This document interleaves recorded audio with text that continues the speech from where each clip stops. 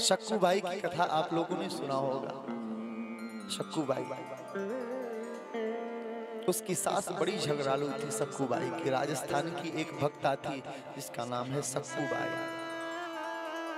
सास बहुत झगड़ालू थी, दिन रात उसे परेशान करके रख देती थी। महाराज बर्तन धो करके सक्कू बाई रख देती थी ना, और जैसे साफ करके बर्तन रखती थी, सक्कू बाई की सास आती थी और थूक देती थी उस बर्तन पर, और थूक करके कहती थी सक्कू से, चल फिर मांज इसको। और फिर सक्कू बाई बैठ करके मांजने लगती थी। आंखों से झरझर आंसू निकल रहे हैं, भगवान को याद करती है, प्रभु ये कौन सा दिन देखने को मिल रहा है मुझे। अगर एक बार भगवान का नाम ले लेती थी ना, भगवान के भजन में बैठ जाती थी सक्कू, तो उसकी सास उसे डांटने लगती थी, तुझे साधु बनना है, तू बहुत बड़ी भगत बनी है, चल जाकर के कपड़ा धो। मतलब 24 घंटा उसको व्यस्त रखती थी। कभी बर्तन मांजने के लिए कहती थी, तो कभी झाड़ू लगाने के लिए, कभी पोछा लगाने के लिए, भक्ति करने के लिए थोड़ा भी समय नहीं देती थी उसकी सास। और कन्हैया से इतना प्रेम, इतना प्रेम, सक्कू अपने आप को समर्पित कर दी थी सांवरिया सरकार के चरणों में, कृष्ण कन्हैया के चरणों में अपने आप को समर्पित कर दी थी कि प्रभु अब तो जीवन तुम्हारे ही सहारे है। एक दिन की बात है, जगन्नाथ जी की रथ यात्रा निकली थी। महाराज सक्कू बाई ने सोचा कि काश मैं भी जाकर के रथ यात्रा में शामिल हो जाती, मैं भी भगवान का दर्शन कर लेती। लेकिन मन ही मन सोच रही कि ये सास जो है ना, मुझे जाने नहीं देगी, क्या करूं।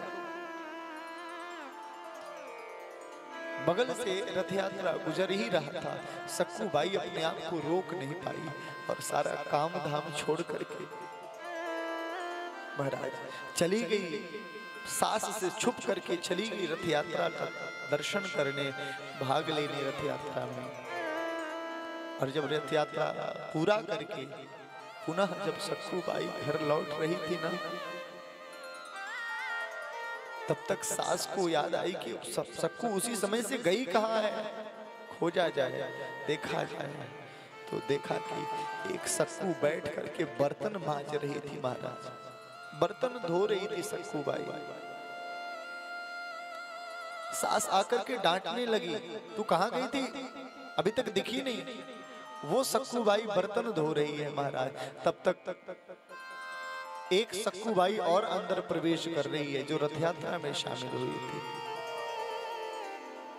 सास की आंखें चकाचौंध खा गई, अरे एक एक साथ दो सक्कू बाई, ये कैसे हो सकता है।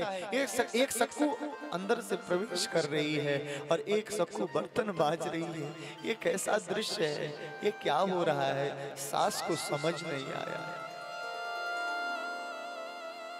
सक्कू बाई ने भी देखा कि अरे बर्तन कौन धो रहा है, मेरा ही स्वरूप बना करके बर्तन कौन धो रहा है। सक्कू भी घबराई, सास भी घबराई। सक्कू ने जाकर के कहा कि अरे आप कौन हो। लेकिन भक्त और भगवान एक दूसरे को पहचानते हैं ना, ईश्वर और भगत ये दोनों एक दूसरे को पहचान लेते हैं। सक्कू बाई समझ गई कि ये कोई सक्कू, दूसरी कोई सक्कू नहीं है, ये तो साक्षात कन्हैया ही मेरा स्वरूप बना करके सक्कू बन करके बर्तन धो रहा है, मेरी लाश बचाने के लिए ये बर्तन धो रहा है। भगवान ने दर्शन दिया। सक्कू बाई चरण पकड़ करके रोने लगी, प्रभु आपको इतना कष्ट करने का क्या जरूरत था, आप क्यों सक्कू बने, आप मेरी वजह से बर्तन धोने के लिए बैठ गए। प्रभु